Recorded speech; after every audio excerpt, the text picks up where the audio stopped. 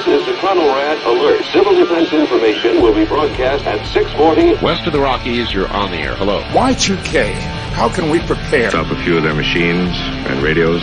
Throw them into darkness for a few hours. We are fighting for our lives. My family must survive. Over 5 years, 1,000 gallons of gas, air filtration, water filtration.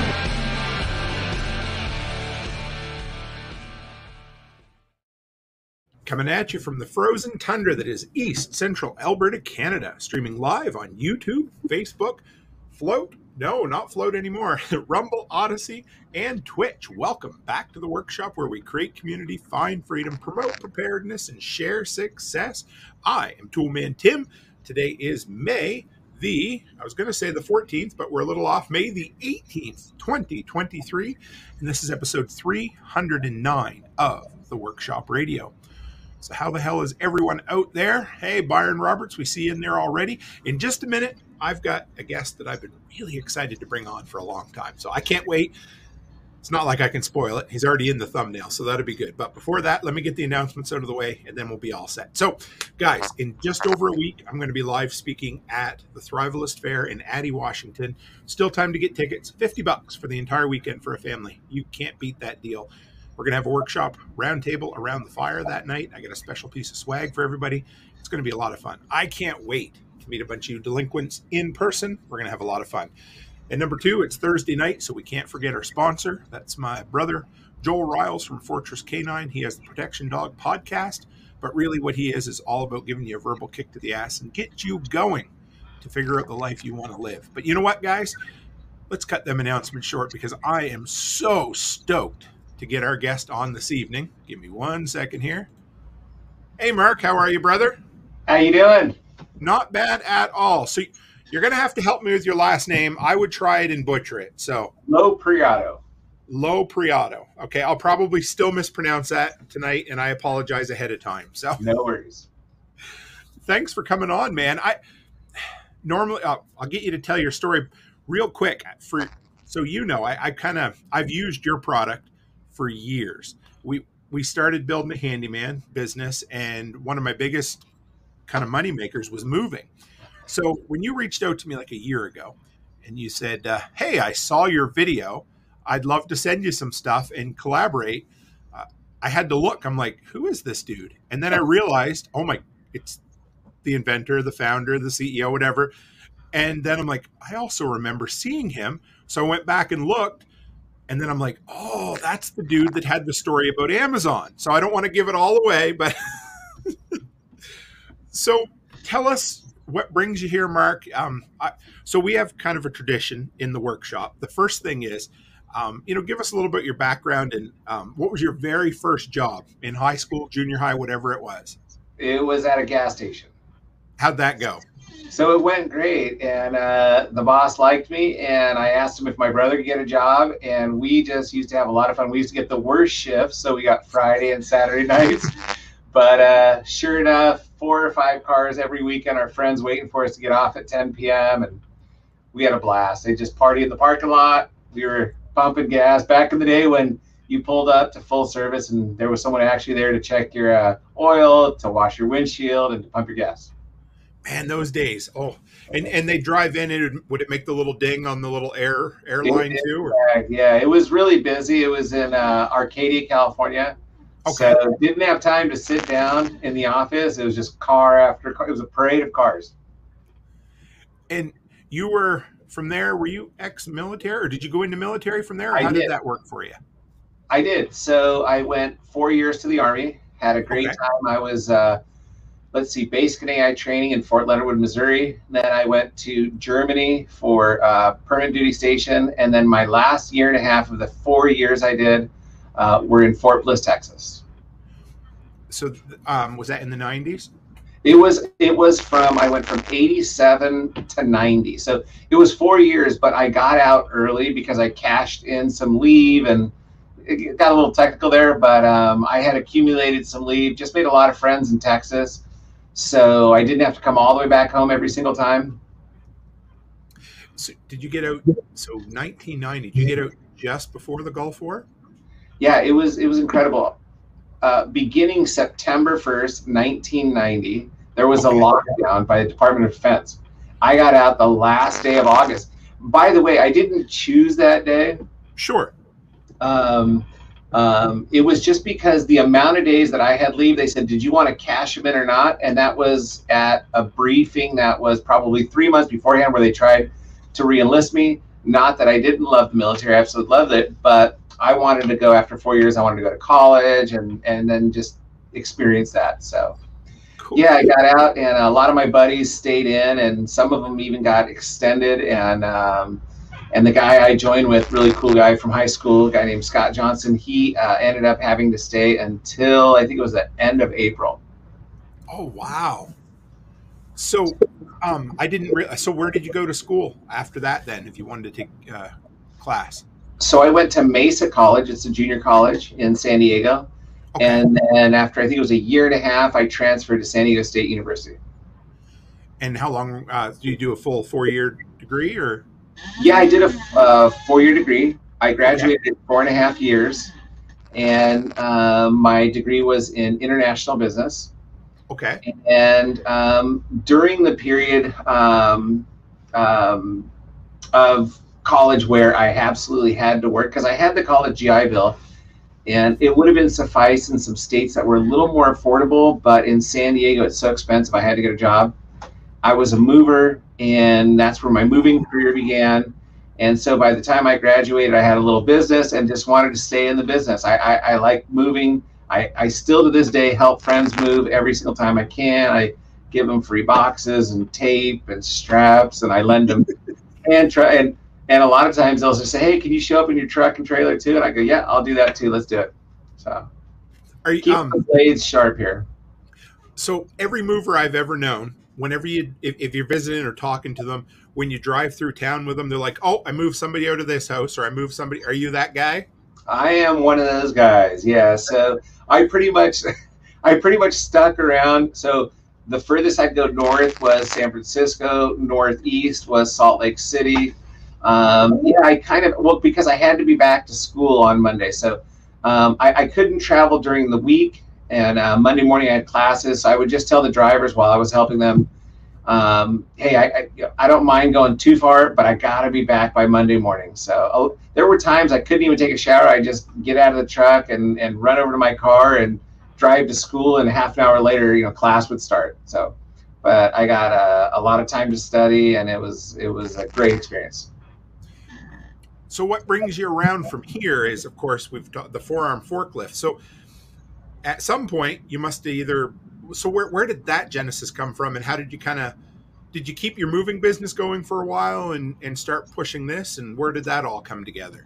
I did, and I grew it. So what I was doing, because when I was a helper, I wasn't actually giving estimates or even there when the sales folks would bid these jobs.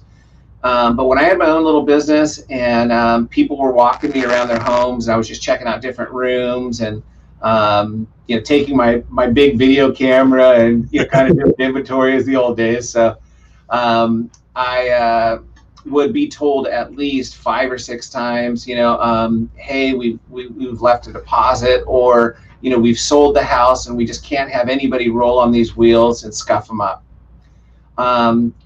So hearing that a bunch of times, probably a month or 2 into it, I started telling my team, hey guys, no wheels inside the house. So basically we would go in from the trailer and stage things either in the garage or by the back porch, the front entry door, wherever we were going in.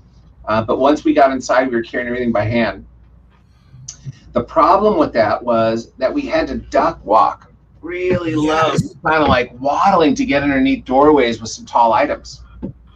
And so then I kept thinking to myself, how can we do this where it's easier than a hump strap, where we can support the weight comfortably and actually be able to walk? And that's where, when I designed the Forearm Forklift, I designed it so that your hands are in front of you, about 8 inches in front of your shoulders, and that gives you the ability to walk a good pace. There was a lot of things that I thought of. One was when you're a kid and you are, for instance, and my family's Italian on my father's side, and when you see a lot of older ladies buying groceries, walking around Italy, they clutch them on their forearm. So I kept thinking that's got to be a fulcrum. You know, a lot of you folks might see ladies who carry babies and, you know, they just clutch them right here, right? So a lot of us guys get really tired carrying, you know, your own baby, but then you pass them to your wife who's only half your weight and she can carry that baby all day long. So I kept thinking there's got to be something to the forearm. And so after making some prototypes, we, you know, it was a lot of trial and error. I finally came up with the Forearm Forklift, didn't even name it, didn't know it was an invention, started using it, gave it to my guys. They all loved it, and they would come back telling me, you know, how much people loved them. And so one job after another, if there was a contractor, someone would say, hey, can you sell me these? I remember we had a guy who owned a painting business. Okay. And he could have moved. He said, I could have moved myself. It's just, you know, we're just slammed. And then he said, hey, you know, he said, those straps, what are those? And I was like, oh, you know, we just make them out of jute webbing. He said, you know, can you make me 15 of those? And I said, sure. And he goes, how much? I said, I'll sell them to you at cost. And he's like, how much do you make them for? And, you know, going out and getting this stuff on your own, it costs 80, you know, I had to find someone to sew them, and I couldn't just go to a seamster. I actually had to go to a shoe repair guy. I think he was in like Carlsbad or something. Yeah, they had to have a machine, and they use those for soles, I guess. Okay. But they had to use a machine that was strong enough with thick enough needles that wouldn't burn out the motor or break the needles. So I sold him those, and probably 3 or 4 months into it, I thought, wow, this is an invention. So I put my little moving business up for sale, and yeah, the rest is kind of history. Can you show? Do you have a pair there? Do you? I do. Can you show? Because I just realized, even though I wax eloquently about the Forearm Forklifts all the time, I bet there's people who don't know what they look like. So can you? And for those who are on audio, we'll explain it. But yeah, go ahead and show a pair there, how they work. So each pack comes with a pair. Okay. You can get them at Home Depot, U-Haul, Menards,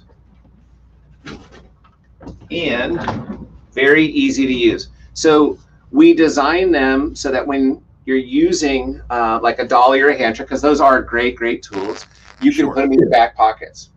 You get two, so whoever you're using these with will have the other one. Now, to get them underneath the piece of furniture, you just lay them down next to that piece of furniture, slightly tip that item, kick the strap right underneath.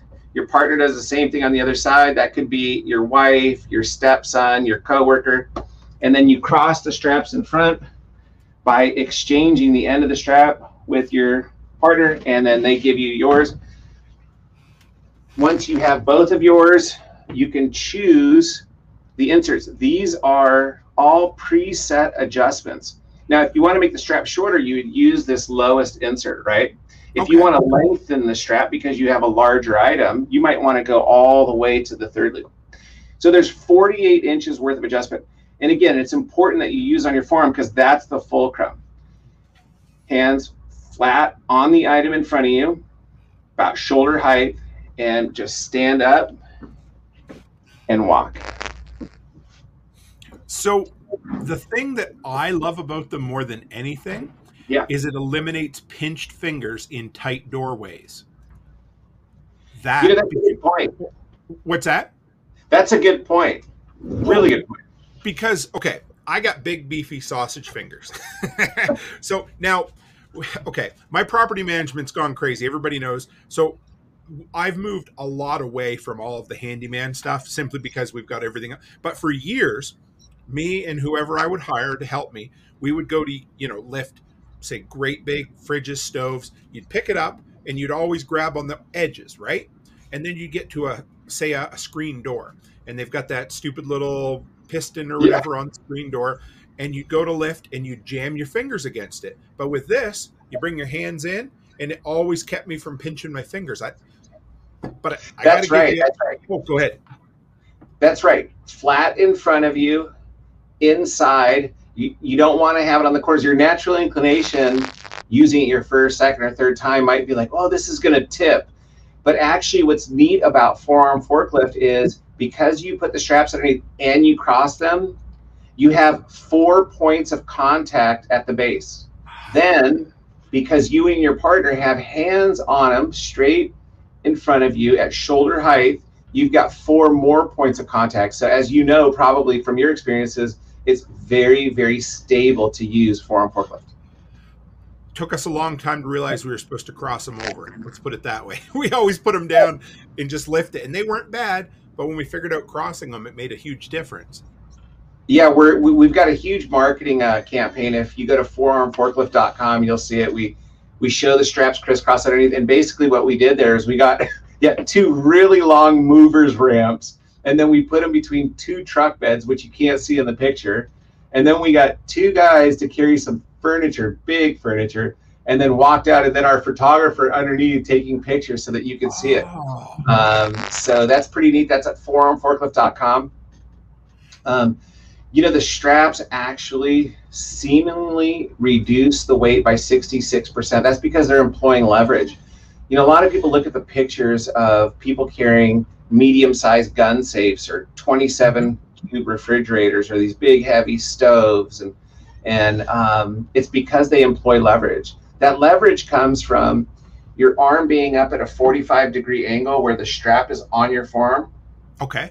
And then the strap from the base of your elbow going to the underneath part of the furniture where it's also at an angle. And that's why, like, when you look at bridges construction, they don't want any straight lines. There's, you know, the cables that have a tournament, or they've got the 45-degree angles up and down the trestle. It's very important to seemingly reduce the weight, and that's called leverage, and that's what Forearm Forklift employs, so that you can carry refrigerators with your wife or your, you know, a young adult daughter if you're helping her move into college.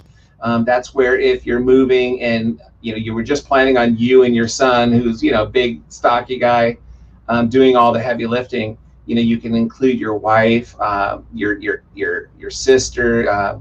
It's really helpful. I like the tool also because it's not rigid. So we do make and sell dollies and so forth, and they're great tools again, but they're not very versatile, and that's where Forearm Forklift comes in. So if you can't do it best with a dolly or a hand truck, you know, those are great tools. They have wheels. Then try Forearm Forklift, and I think you're really gonna love them. Did you save any of those? And a lot of times we don't think about this early on, but did you save any of the early ones? Like, do you still have any kicking around, or did they kind of go? No, you know, I did, but I've moved 4 times. You know, next month is our 25th anniversary. We'll have been in business for 25 years. So originally, when I started this little business, I lived in my apartment. Shortly after I realized how much it cost in investment to start a little manufacturing business, I was so broke, but was not going to give up on my business. So I gave up the apartment. My roommate was really cool. He said, "It's just as long as you find somebody else." And we're still friends today. Great guy. He also has kids. But I moved into the warehouse. It was a 2,000 square foot warehouse, 1 office, and about 1,600 to 1,800 square feet of warehouse. I had no shower. There was no kitchen. To take a shower, I would basically call my friends or my brother and just say, "Hey, listen, is a game on? You know, I'll bring a 6-pack and I'll buy us a pizza." And then I would just show up, and they kind of knew the routine. They would say things like, "Hey, man, my wife's not home from work yet. Jump in really quick." And so I just run over, shower up really quick, and I could only do that about once every 2 or 3 days, but I made it. And I was in that first warehouse for 12.5 years. I was leasing. We actually ended up getting 6 other warehouses in that same industrial complex, but it got really tricky, the logistics from warehouse to warehouse to warehouse, especially when it was raining, and we didn't want to damage merchandise. So in 2012, I met a realtor who helped me find this location, and we're all under one roof now. So we've been here since 2012, August 2012. So if I read right, or if I got my facts right, your kind of inception was 97, playing with them, and your first real product was 98. When did you quit the moving business and go full time with this? Do you remember what year it was? Yeah, so I skipped over a little bit. I just realized that because when I designed them in 97, yep, I thought, my moving business is going well. I had a few trucks. I had a bunch of accounts. I loved my customers. They loved me. And it was just going really well. I had, like I said, in 97, a few months after coming out with them, realized that this could actually be an invention. So doing well in my moving business and having this new tool, I thought, okay, how am I going to do this? I thought, I'm going to look and see who and where I could sell a new design, a new tool to. And I learned about the National Hardware Show. And in those days, it was in Chicago. And so I told the guys, I made a few prototypes, actually like marketable prototypes, because the other ones were jute webbing, as I told you a little while ago. I found the webbing, and I got a clamshell. I didn't pay for a mold or anything. I just went to a place that sold stock clamshells, made an insert. I think I got like 5 or 6 samples together, and went to Chicago, had a little teeny hotel room, and every day I would go to the National Hardware Show and walk the floor and show it to any booth that would listen, basically. And they would look at it and they would say one of a few things. One was, there's no way those work, because they would see pictures and say, how are you going to demonstrate that? And I said, well, I got my backpack. I can't come in here with an armoire or, a double door refrigerator, but they do work. And so they would either say they don't work, or they would say, it's obvious they work. They look great. And here's the thing, we're interested in buying it, but we can't pay you much at all because you haven't sold a single one. So you can tell us how great they are, but it's not proven. So I kept, and all of the other ones would say, not interested, not interested. It was exhausting. By the way, that little hotel room, it was hilarious, because it was super hot in August, and I would get back to my room after the show, after walking. McCormick Place is huge, and the air conditioning went out in the hotel. So I'm in Chicago in August, sun blaring through my window the last few hours that it was out for the day, and it was a hot box in there. And so then the next day I would just have to pretend I got some good sleep and was wide awake, and walk the show again. But anyways, I got probably, I think 3 interested parties. Okay. But none of them, only one of them was offering me 6 figures, and it was right at 100. And this is eventually after negotiations and so forth. Sure. But I thought, there's no way.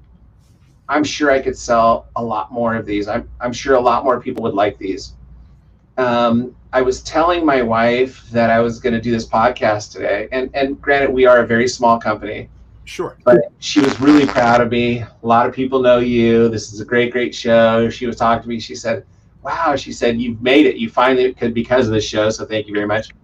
And when we were doing the math, she said, I think by the way, I met her about 9 months after I started this little business. We ended up getting married. Now we have 2 kids. We're still married. She's a great lady. So she's been working in our little accounting department since probably 2015. And we kind of did the math, and she said, I think you've sold probably about $125 million worth. Wow. Yeah. And I said, it's not possible. I said, we're a tiny company. And she said, baby, you got to think about it. If you've been selling on average about $5 million worth a year, sure, which is very small in the tool world, but it provides us a comfortable living, and has for probably about 21 of the 25 years, because it was very rough the first few years. But she's about right. $125 million. Now that's wholesale. So Sure. We were estimating there's probably about 12 to 13 million pairs of forearm forklifts out there. So when you were at the hardware show, were they offering to buy the product from you and then sell it, or were you just going to be a supplier to them? No, because remember at that time I had just made those 5 or 6 prototypes. I had already made probably a good 100 that I had just sold at cost months before, at cost, to actually even some of my competitors, a couple of my competitors, but a good amount of my customers. We had a customer who did, in fact, own an appliance store. I had another customer who owned a flooring supply store. And so then they would buy them from me, and they were just made out of jute. There was no package. I knew nothing about needing to have a UPC or a part number. I was still very happy and making good money in what I consider good money as a young man, 20-something, in the moving business. But yeah, once I stopped negotiating with the last company, which took several months after the National Hardware Show, and realizing, hey, none of these 3 are going to pay me what it's worth. Sure. I put the little moving business up for sale and started the business myself, and the rest is history. Now, I've probably not done a great job. To date, I'm the only salesperson in-house in this business. But where I am successful is we have a lot of coworkers who have been here 20 plus years. And so we're really happy about that. And coming to work is not like a real job. Everybody here gets along. I mean, we've had our times where 1 or 2 new hires is kind of, a pain. So I would warn any of the would-be entrepreneurs out there, it's not as easy as it seems, but it's been a great ride. And yeah, we really enjoyed it. Fortunate, my wife's office is right next door, and we have a good time here. So I found a clip from, maybe it was a few years after, at one of the National Hardware shows, and you said patience was the key. And absolutely. So I always say, I get ugly when people say, "Oh, you blew up overnight, Tim. You're an overnight success." And I always said, "Yeah, an overnight success, 10 years in the making." So that's right. How does patience? What does patience is the key mean to you? So little successes. And my wife's gotten used to, over the course of 20 years, she's only been here since 2015 or 16, because before that I couldn't afford to have her here. She was an insurance adjuster and doing quite well at U.S.A. But I still to date will come home. Sometimes I leave before her, sometimes she leaves after me, and so forth. And we'll be home and she'll say, "How was your day at work?" And some days I say, "It was a great day." And some days I go, and so what happens is you grind. And when you earn business, you try your best to keep it. We do that by making great quality straps. We don't compromise the straps at all for cost. They are rated at 1,360 pounds per strap. And again, you get 2 straps per pack. We actually have every single pair of forearm forklift pass through 5 hands here. Our offices are 2 stories. And back here, that away, is the warehouse. I've got a window there. I just don't know that I can show it to you. I'm going to mess something up. But in the warehouse, in our packing lines, each pair passes through 5 hands. If they're defective when they're on the packing line, which is the final stage before they go into the clamshells, I tell them we have to destroy those straps. So then they put them in bins and they get cut in 4 places and then thrown in the trash. Because we've had folks here say, "Oh, you can repair them, just send them back to the sewing department." And I go, no, we are not in the business of refabbing straps, and our customers do not deserve to buy refabbed straps. The thing is that every single time a needle punches this webbing, it lessens its break strength a little bit. Now, we say 1,360 pounds per strap because that's our weakest strap. It's the outlier. We don't want anybody to do anything. In fact, combined bow straps are 2,720 pounds. Right. But from Forearm Forklift, we've actually been able to grow this company. And like I was telling you, in 2012, we purchased this location and are very, very happy. So okay. I got a lot of questions right in that ball I want to ask you. But so everything's American made. You guys make it all in house, right? No. So we make domestic, and we get product from overseas. Okay. So what happens is when products come out, and we have a couple here that I could show you in a little bit if we've got time. We do make them in house. So we have a sewing department, and we have another station that makes our glide ease with free pull strap. We have another area that just different areas making difference. Now, when the volume gets big enough, we have to go offshore. Okay. Because it's impossible to hire enough people to sit in our warehouse. It's super, super hot in the summertime. It's cold in the wintertime. And there's been times where we've advertised for warehouse help here for 3 and 4 years straight. Wow. So in this, in this area, it's safe to say about the most employees that we've had at one time is 52, but it kind of just peaks right about there. So what we have to do is go offshore, but that's when we have large volumes. So we're ordering containers at a time. What is important is about that in particular is that we stay on top of the quality control. So not only for our U.S. made product, which are loopholes and our truck door pull down straps, and a lot of those items are, but for those made overseas. Yeah, Forearm Forklift is just the volume's too big to keep it here. I really wish we could have. So, we did for many years. Okay. So I usually like to ask an entrepreneur to explain or to share their worst day in business ever. I have my suspicions I might know what that was, but I may not. So do you remember what your worst day in business ever was?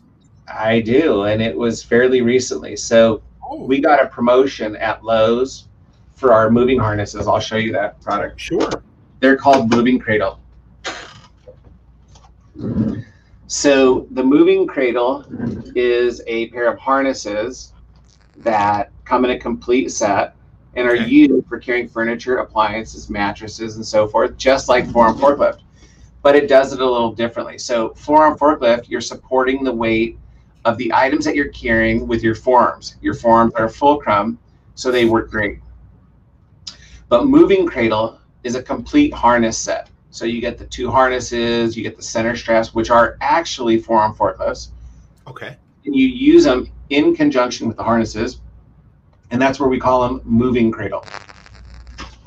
So we got a promotion at Lowe's, and it was a 2-month promotion, and it was going, this was last year, and it was going great for that first month. And then I got a call from someone in the know and said, hey, we're looking at the numbers here. What is going on with our sales? I said, I'm not really sure, but what you sent me looks very odd. I'm sure there's a glitch in the computer. We really thought it was a glitch in the computer. So I told that guy, I said, listen, I said, either way, I've got to go to San Diego. So I've done that. I've visited these offices several times, and I've done that drive several times. I know that there's about 8 Lowe's in between us. So I'll stop at all the Lowe's on the way out there.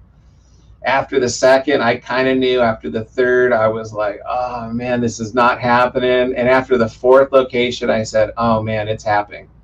So what had actually happened is a competitor of ours, a company that came out 5 years later, they're good guys, but they had their moving harness set in Lowe's, and they matched our promotional price, which was 38. It was they matched our price. It was a good discount. So it was like $37.99 our price. And anyways, so that was cannibalizing our sales. So instead of one enjoying all the fruits of their labor, now both of us were splitting. And so yeah, that is challenging, because when you make agreements for promotions with big retailers, if all the merchandise doesn't sell, in this case, at the end of those 2 months, then you have to give them what's called markdown money. So in our case, it was $10 per unit. Oh, Mark. So, yeah, so about 3.5, 4 weeks later, I learned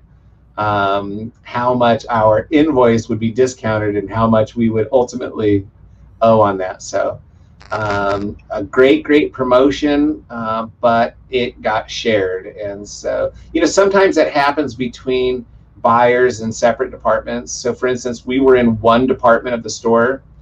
We're guessing that the buyer in a separate department caught wind of it and just didn't want to get shown up by the other buyer. And so sometimes you're caught in the middle of those. So it was originally an amazing promotion that we earned, and it ended up to be a pretty good one. I heard we're going to be doing it again this year, so we're very thankful to Lowe's. But yeah, this product was a part of my worst day in business.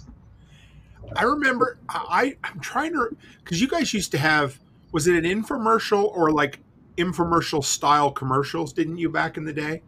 Yeah, we did. So we have three different websites.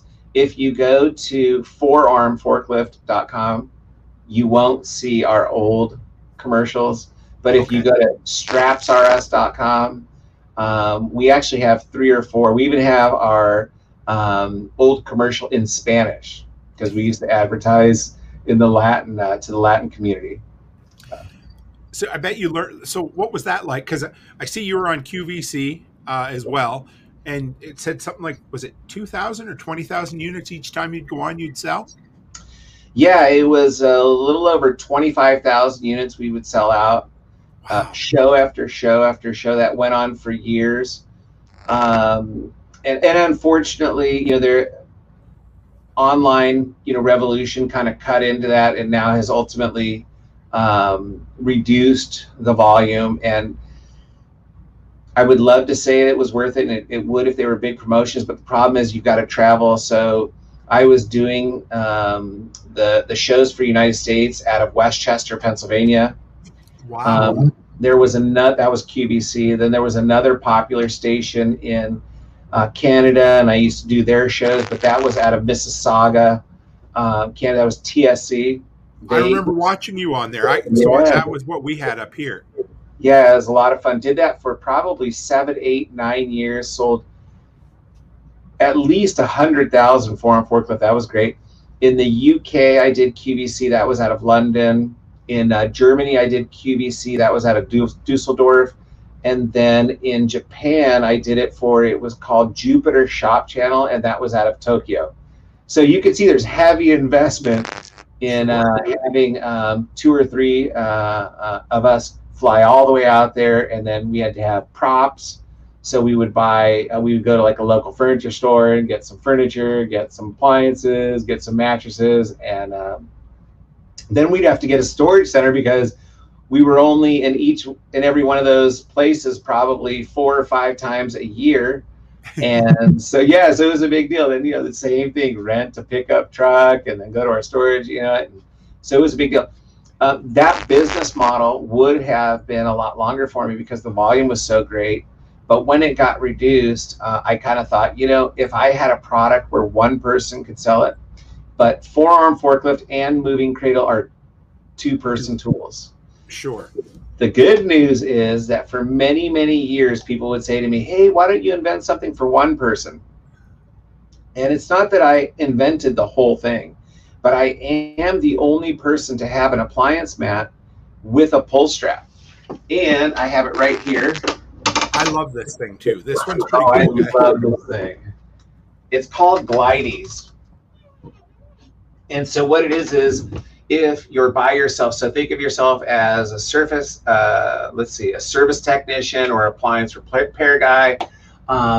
If you have to move a wash machine, a dryer, if you're a furniture touch-up tech, to get a piece of furniture and appliance on this, you just put this on the ground, then you pick up just barely, just inches. You're just basically just tilting it and pulling it forward. Then you slide the mat underneath. You pick up the back of the, in this case, like say a wash machine, and just slide it onto the mat. And then you have a pull strap with a handle, and you can pull that wherever you need to go. And look at how neat. It's only 29 7/8 inches wide. We did that so that as it articulates to go around a corner, it fits through doorways. So again, the reason that we made it 29 7/8 inches wide is so that it fits through most doorways. Most doorways, over 90% in the United States. I'm not certain about Canada, but I'm guessing about the same because we're just about the same country. Yep. And just brothers, but are 30 inches wide. So over 90% are 30 inches or wider. And so we made it 29 7/8 inches wide. It slides. It's amazing. If you go to forearmforklift.com and just look for Glide Ease, it's that giant white appliance mat. It's amazing. I tell everybody it looks like a crazy carpet. I don't know. Right. Did you? Yeah, I guess growing up in California, you probably didn't do a whole lot of snow sledding, but we'd have the blue ones up here, you know, and go sliding down hills on them. Yeah. Yeah. You sent me one of those, and I used it for moving. So we've been renovating my wife's daycare, and I had a really big fridge that I didn't have a dolly cart with me on purpose because I wanted to try it out. Sure. And I enjoyed it so much, I pulled it the length of the daycare about 4 times just to see how well it worked. Yeah. Yeah. It's amazing. You know, we make the slider discs and the adhesive felt little furniture. They call them, you know, sliders and so forth, and floor protection. And I originally wanted to make them out of the same plastic, but because the Glide Ease is so big, I actually had to keep going higher and higher quality. You know, ultimately because you don't want it to be porous, so that by the time it's sliding on the floor, you want it to glide. Hence the name Glide Ease. But we've gotten a lot of great feedback. It's selling really, really well. You know, we're a small company, so that's, you know, relative, but it's pretty neat. You know, it's pretty neat, and it really helps out. We get a lot of emails from, you know, painting contractors, from kitchen remodelers and so forth, and yeah, sometimes you are by yourself. What's neat about Glide Ease is you just put it in your van or you know, flat up against the back of your pickup truck's cab, just right behind your seat. You know, just like your Forearm Forklift. Think about it. The moving cradle is twice as big as the Forearm Forklift, and this only weighs 3 pounds. Keep it in its clamshell. It's a durable clamshell. It's slide underneath your seat. It's nice and dry for whenever you need it. And, you know, dollies and hand trucks, again, are great, great tools, but you can't roll over a foot of snow. Mm-hmm. And if you're rolling even on dew or, you know, on a rainy day, those wheels have a lot of grime.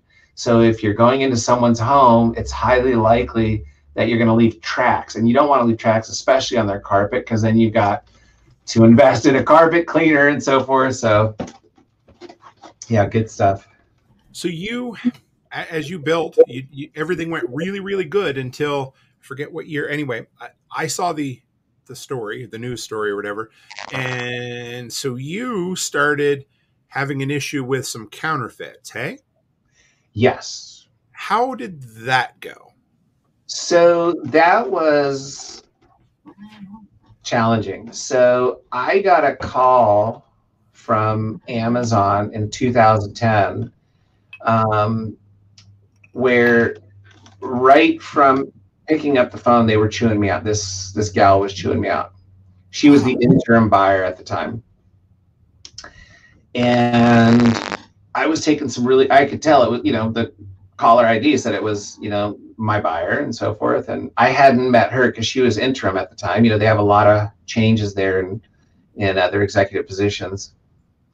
But I finished taking all the notes, and she was finished yelling at me. And, I said, listen, I said, I would like to surmise this. I want to make sure I took really good notes. And she's still hot. And I said, okay, so you have found 2 sources of what you're calling forearm forklifts for less than half of what I'm selling them to you for. Right. And you buy tens and thousands at a time. And she said, yes.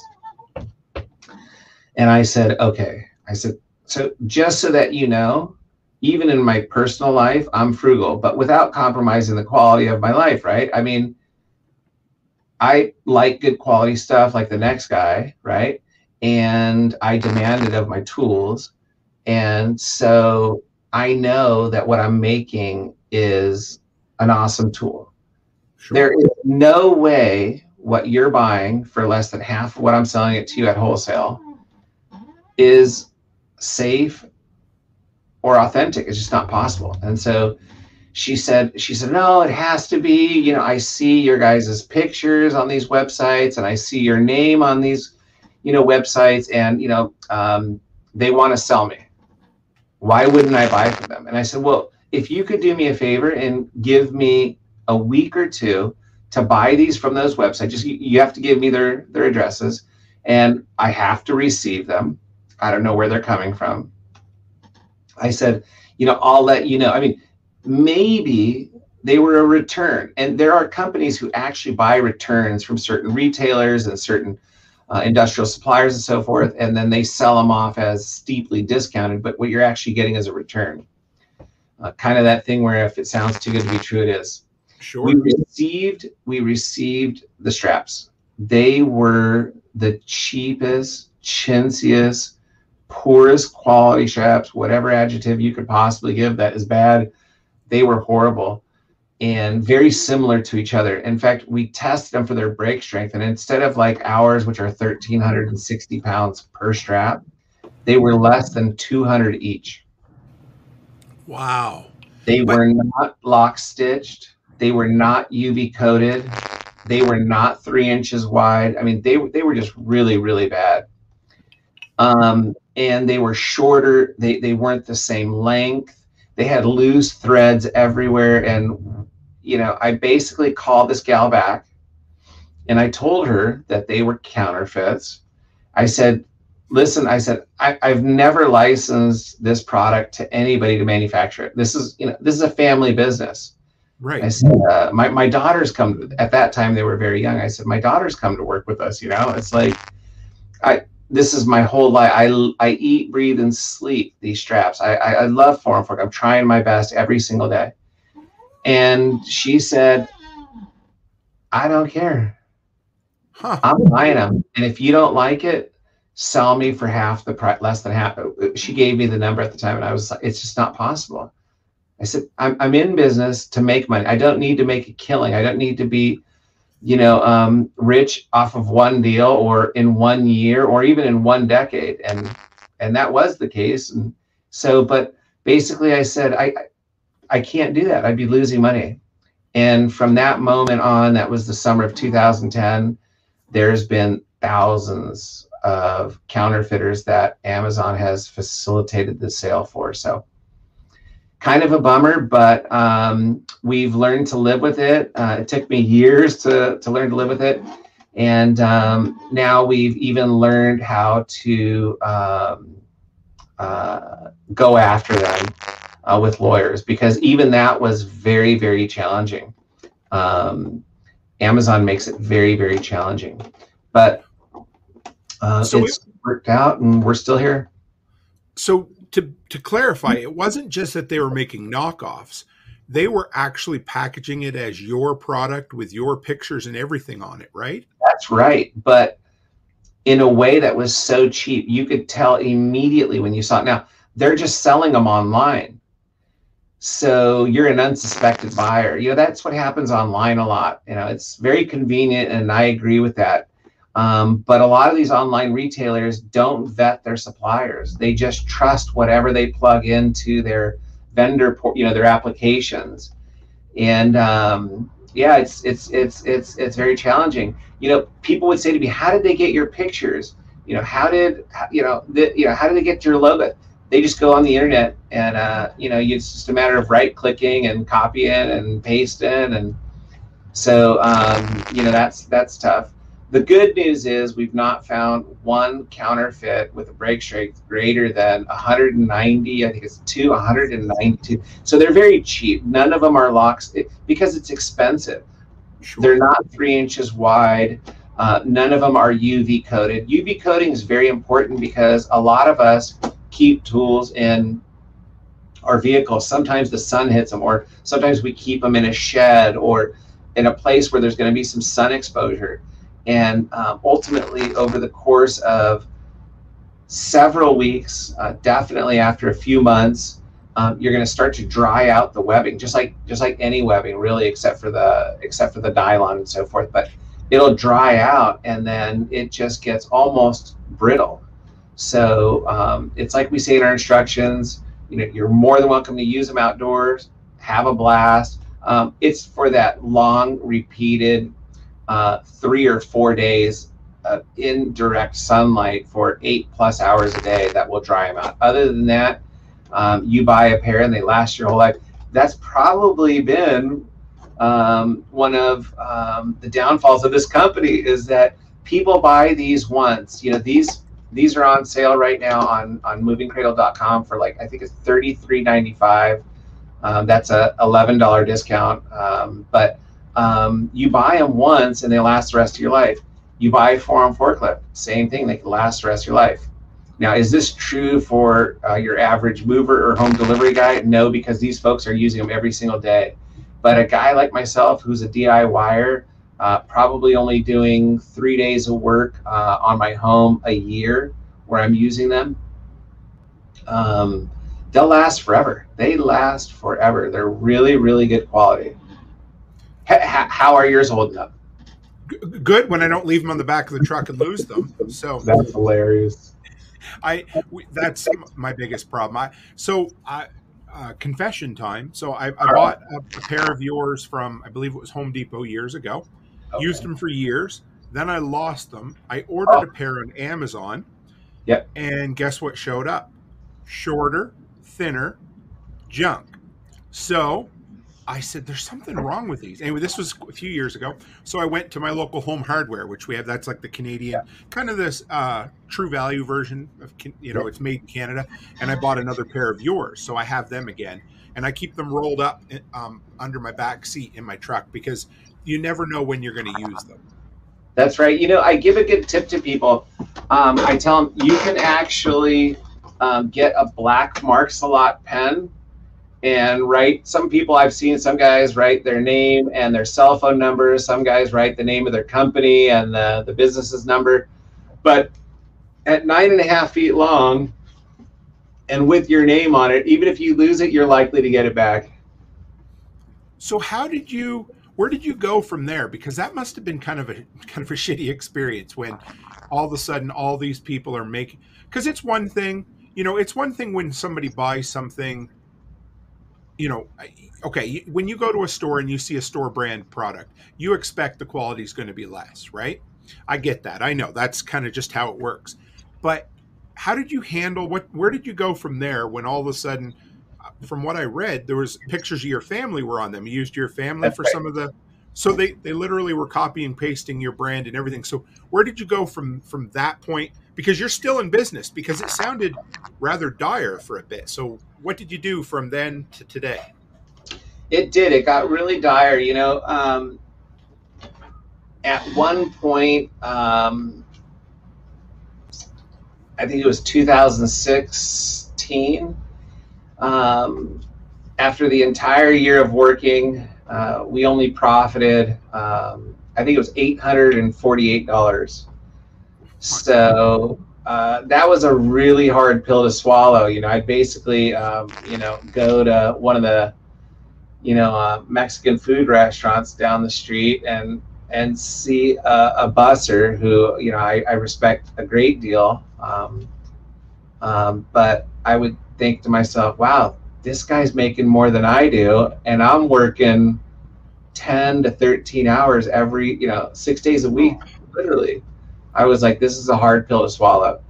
But I kept my chin up, and I just kept working really hard and was thinking about how best to outthink these folks. And fortunately, I've been doing a good job.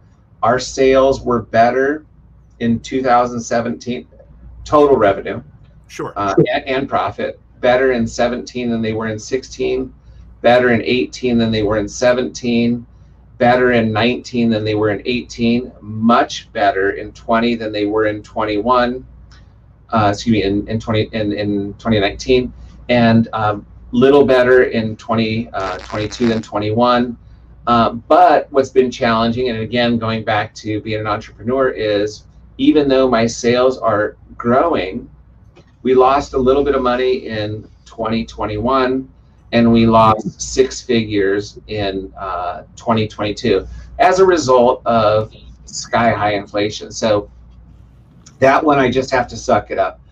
I don't mind those variables, but when you have counterfeiters making fakes, the cheap, dangerous fakes after, next month it'll be 25 years. Again, 25 years next month of being in business, grinding out the first year actually living in my warehouse. And then these folks, these Johnny-come-latelys, just make these fakes, and they're just looking for the sale because they don't really care about the quality. They don't mind ruining your brand. For them, it's just a quick buck. But I even have my children come work here. My daughters come work here. So not every single day, they're going to college full time, but when and if they can, they come work with us. That's so much fun. That's amazing. And then my wife works next door to me here in this office. And yeah, it's just a lot of fun. The pictures that you're referring to, my mom would help me. So she would actually be in the pictures taking some of these shots. She'd be lifting with my brother-in-law, for instance, a china cabinet. By the way, she's going to be 80 years old this December. My father is in a good amount of the pictures. He's going to be, in June, he's going to be 84. He was born in 39.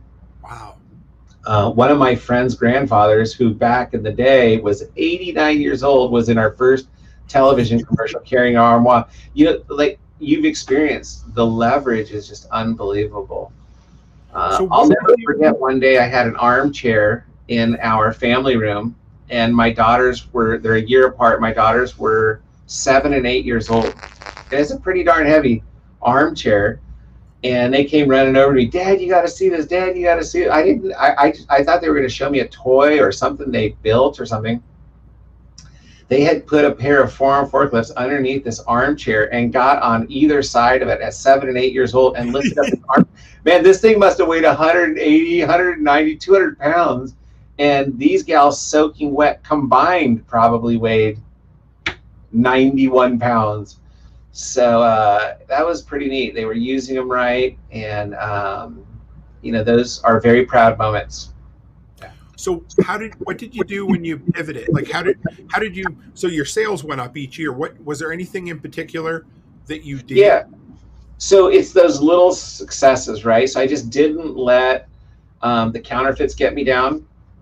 I like that. And there's a lot of retailers like Home Depot and Menards and U-Haul and Ace Hardware, folks who carry the safe, authentic Forearm Forklifts, the moving cradles. They carry our moving blankets, which are also orange and black. Carry a lot of the items that we carry. These are good folks. The folks like AFES, the Army and Air Force Exchange stores, who just basically said, you know what? Keep it up, and we'll be here for you. We're not gonna, succumb to that, and getting our customers in trouble with straps breaking and so forth. We're gonna buy the safe and authentic Forearm Forklifts. So as I kept earning more and more, thank goodness, that amounts to a better and better amount. Now, unfortunately, the challenge that I have is a lot of these brick and mortar retailers are going out of business. Yeah. So, for instance, my Straps used to be in Rona in Canada, but they had a lot of troubles, and Bed Bath & Beyond, they had a lot of, they had to file as well. And I just heard about another this week, which is very sad. They haven't filed yet, but internally I've heard they're not doing so. Not another Canadian one, was it? Yeah, sadly. Oh, yeah, right. I know. Has not stopped. Well, you should try. Have you ever tried Princess Auto? Unfortunately, they were selling the fakes. Okay. I've tried to sell in the safe and authentic. I've not had a lot of luck. A lot of that has to do with knowing the right person. So if there are any sales reps, independent sales reps out there, and they've got great relationships with the buyers, I'd be happy to hear from them. My email address is ml@forearmforklift.com. Again, I was telling you earlier, I'm the only sales guy, the one and only sales guy who's been here for the entire life of the company. Quarter century, though. So you just kind of said screw it and ignored the whole Amazon thing and just kept doing what you knew how to do and focus on the things that were making you money? No. So we litigate against the counterfeiters. Now, okay. Does it help? So unfortunately, nearly all of them are in China. Right, we know that. So I'll give you a for instance. At this moment, right in this millisecond of time, we actually have legal action against 362 counterfeiters. Oh my God. Guess how many are from China? 3 at this moment. So there's usually hundreds at a time, right? Right. At this moment, there are 300. By the way, these legal actions take anywhere from 14 to 24 months on average to finally get a judgment and so forth. But out of the 362 that we have in legal action at this moment, guess how many are from China? Probably 362, are they? You pinned the tail on the donkey. Oh, okay. 362. We're not the biggest fan of government around here, so I never like to call for, and I won't call for government intervention. But what you're doing, I think, is awesome. But does it feels like you're playing this great big game of whack-a-mole? It is. Okay. There was a quote where I wrote it down here. Where was it? Let me see. It said, so I like this, and maybe you've changed your tune, and you can tell me if you have, but it said, if Jeff Bezos knew exactly what was happening to us, he'd do the right thing. It's not that he's a bad guy. It's that there is, in my opinion, a lot of pressure put on folks at Amazon to increase sales. That's wonderful. That's the American way, but do it right. That's do you right. Still feel that way? I kind of. Time has passed, and I think he's more right. And I think he's more aware of it. Although, in his defense, it may just be that he's very, very busy. Sending 4 people at a time up in space for. I don't know exactly what reason, but that might be the next frontier. That I don't know. I can't speak to that. But I think what's going on is that if you're and we won't call it Amazon, right? So you're an internet business with well over 100 and some odd fulfillment centers, and say their footprint is each between 450,000 to 1 million square feet. And you sell what manufacturers sell. You probably, not me, I would not do this because I love my country and I love my neighbors and I believe in giving people work in our circle. But yes, right. But there are folks who are just looking after themselves and or their bank accounts. I guess that's feel like I didn't mean to. So I don't you don't have to go any further than you're comfortable. I didn't mean to kind of. No, I'm comfortable. I'm comfortable. But what I'm getting at is they're going to go to the place that has more manufacturers in the world than any other country in the world. So unfortunately, not Chinese Americans or Chinese Canadians or Chinese Mexicans or Chinese Argentinians, because I've met thousands of those over the years and I absolutely love them. They're wonderful people. But Chinese business people are not scrupulous for the most part. The ones you're dealing with. Absolutely. I agree 110%. So they are just looking for a quick buck. They most don't care who they screw over in the process, including the user, because we have actually had scenarios where a strap breaks and a company is thinking about suing us. Now, no one has ever sued us. No one's ever gone through because they're not our straps. They're buying counterfeits from some of the largest online marketplaces in the world. And these marketplaces don't vet these suppliers properly. You know, we've actually been kicked off of Amazon. We got shut down one time because a counterfeiter from China said they were AAC Forearm Forklift Inc. We were like, what? So there was a time even when Amazon would say to them, all you have to do is submit on AAC Forearm Forklift Inc.'s letterhead permission to sell and or make the product.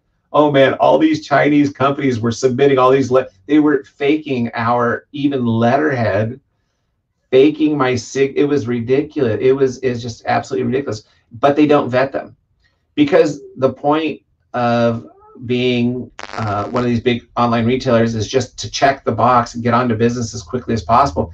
The problem is that checking the box is not the same as saying, hi, Toolman Tim, it's very nice to meet you. Tell me a little bit about yourself, right? So this is what happens when folks sell to Home Depot or to Lowe's or to Ace Hardware or to Home Hardware or to Canadian Tire, another great retailer. And you know, that's the challenge. That they just believe. I mean, imagine if you were just dating online, just believing everybody that told you they were the best looking person on earth, you'd end up discovering they're probably not exactly who they portray themselves to be in the pictures. So do you still sell on that platform, or have you moved? Yeah, you have to. So what happened was, after a couple of years of, you know, getting our sales, you know, just practically cannibalized by all the counterfeiters, I stopped selling to them. This was in 2012, and I wanted to stop permanently, but they would not take my listings down. So now imagine, at that time I had earned, let's say, 1,000 or 3,000 reviews in the 4.5 star range. When I left Amazon, selling to Amazon, all of the Chinese counterfeiters hijacked, not all of them, a really good amount of them, and started selling as myself. And that's where, when you look at those listings, there are 70 people selling one product. And that's the problem, is that when you have that type of volume, it's easy to hide amongst the safe and authentic. So imagine if you went to your local supermarket and you were looking for the guacamole dip that you liked best, but you saw 70 different brands, 70 different ones calling themselves that. Right now, the package looks different and the product looks different, and now it's very confusing to the consumer, and that's where it's hurt us in the past.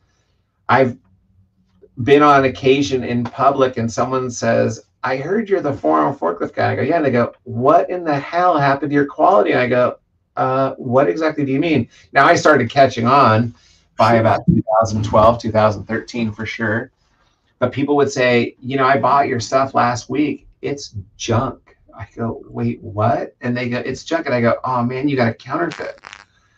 So, but it had our picture on it. It would have a picture of my mom holding a china cabinet, you know, my dad, you know, in the picture, you know, carrying a mattress. And, you know, that part was really, really tough. In fact, I lost a lot of retailers back in the day. This is probably around 2012, 13, 14, 15, where the buyer would just call me and straight away and say, hey, what in the hell's going on? You're selling me these at wholesale for $9. I'm buying 22,000 at a time from you, and I'm seeing them on Amazon for $8 delivered.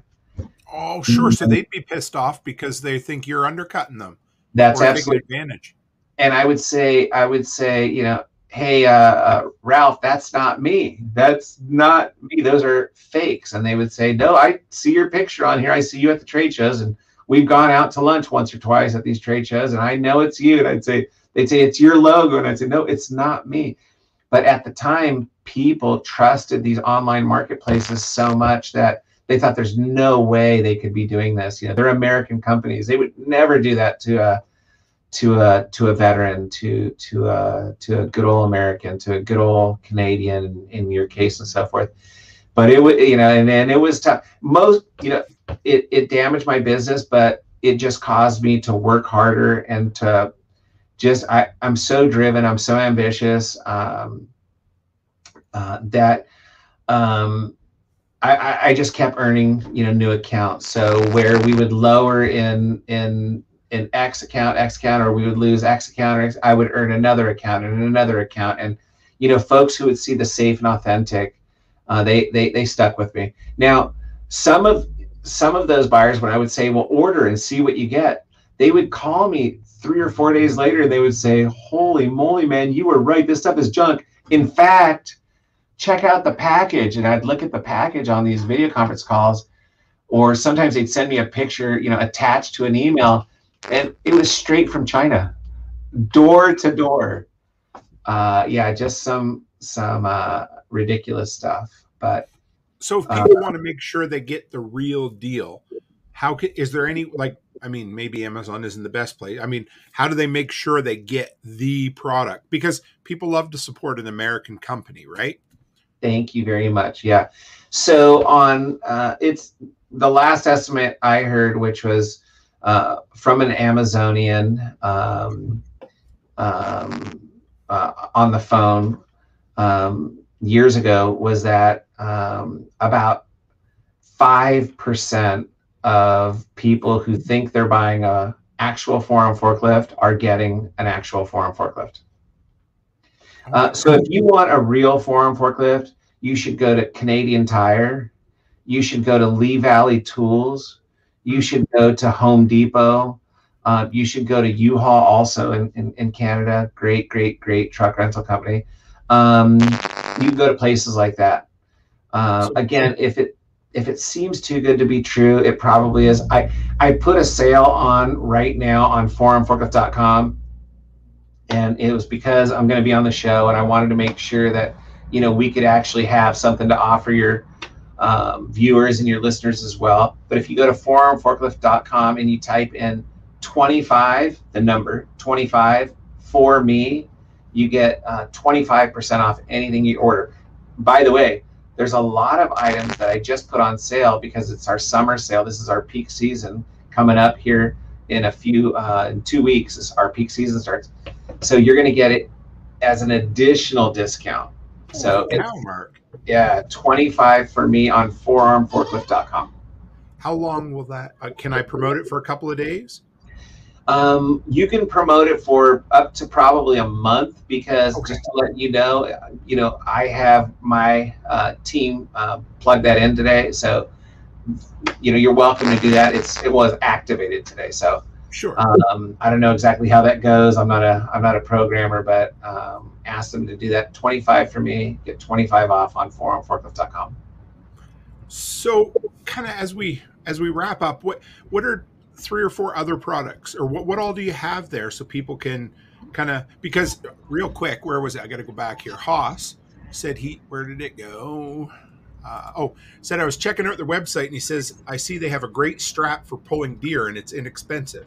Correct. So some of your other oddball kind of cool items like that. That's right. You know, we've been selling a lot of farm and fleet stores for years. You know, you can find these in Fleet Farm and so forth.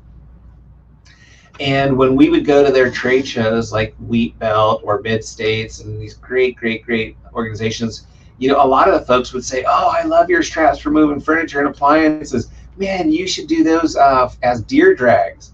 And so it's not straight away that you can do it, but we would redesign them, and you know, they really like the quality and the color of the strap. A lot of them would tell us, you know, hey, we're looking for blaze orange. These aren't exactly blaze orange, but the moving blankets that I was talking to you about, they're on forearmforklift.com. They are blaze orange. They do have on the orange side a refractive, I believe it's called refractive or reflective material that makes it officially blaze orange. You're going to love them.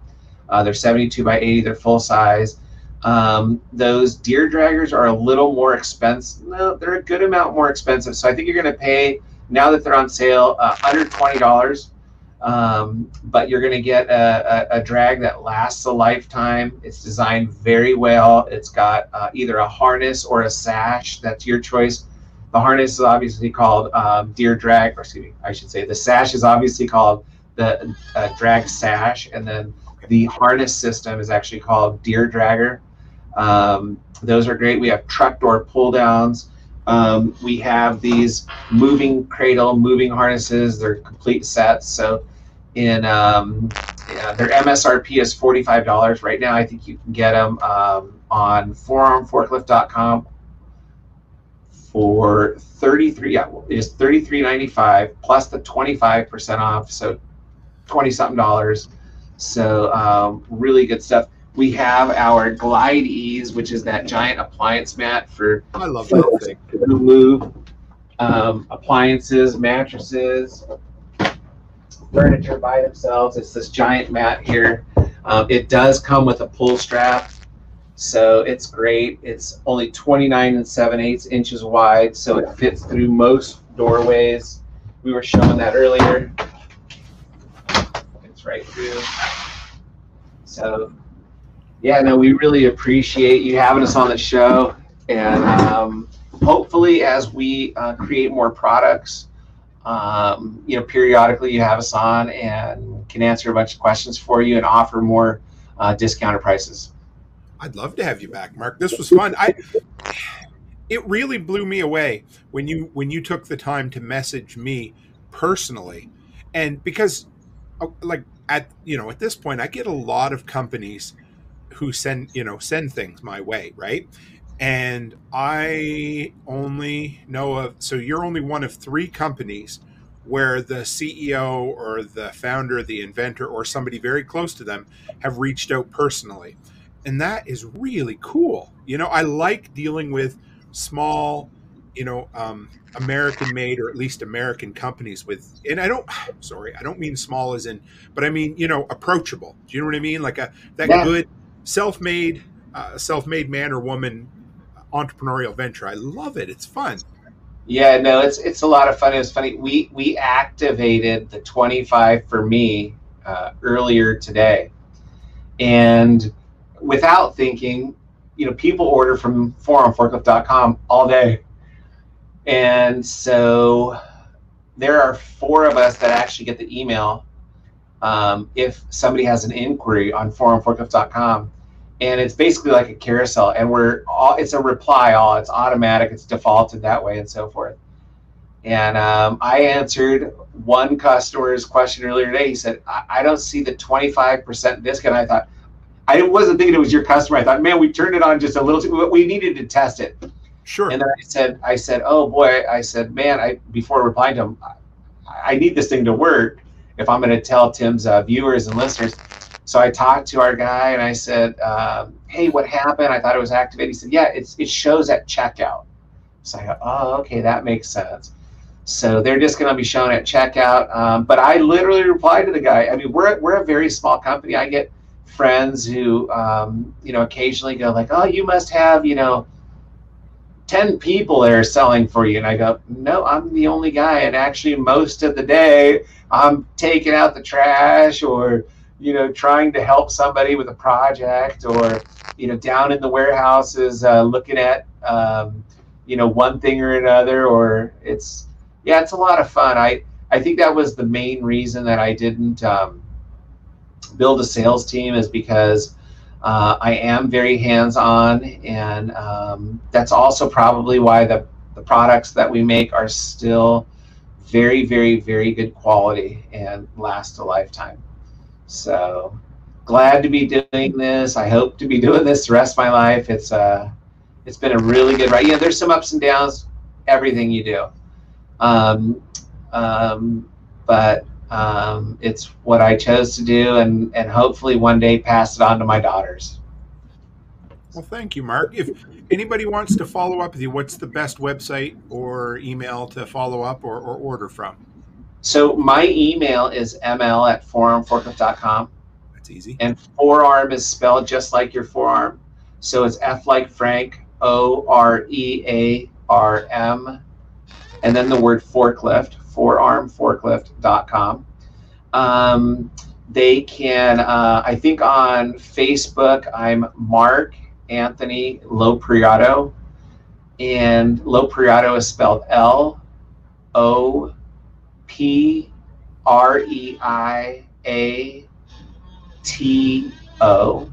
and on LinkedIn, I'm just Mark Lopreiato. Okay. And what about what's the best website to order direct from you? Forearmforklift.com. Perfect. Well, thank you, Mark. If you want to if you got just a second to hang in the background, I'll close up and be right back. All right. Thank you, sir. Sure.